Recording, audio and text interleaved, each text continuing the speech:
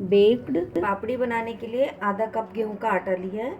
इसमें मैं चुटकी भर डालूंगी अजवाइन और थोड़ा सा डालूंगी नमक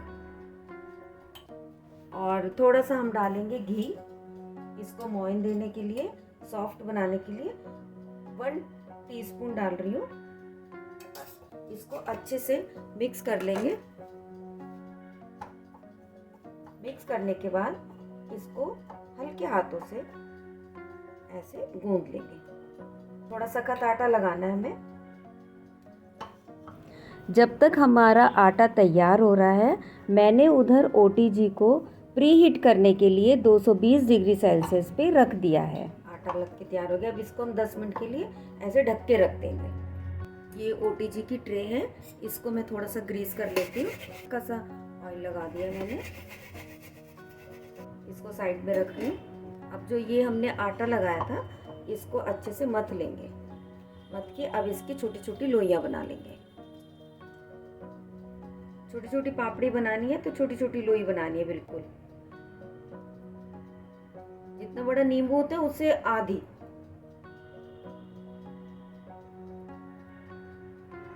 बस अब इसको गोल कर लेंगे। गोल करके इसको बेलना शुरू करते हैं। पतली पतली पापड़ी बनानी है एकदम ऐसे। और इसमें हम छेद करते जाएंगे जिससे कि ये फूले ना। ये ऐसे, और इसको इस ट्रे में रखते जाएंगे ऐसे।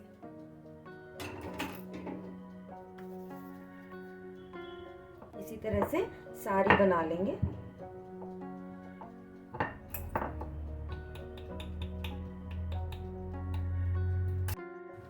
ये देखिए, ये मैंने बेल कर तैयार कर लिया। अब इसे बेक करेंगे। देखिए ओटीजी मेरा प्री हीट हो रहा है। इसको मैंने ये खोला और इसमें ये ट्रे रख लिया।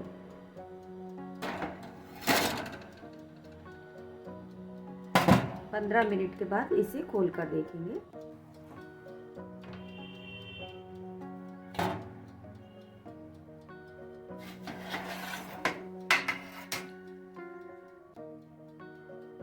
ये देखिए एकदम बढ़िया से सिक गई है। अब हम इसे निकाल लेंगे।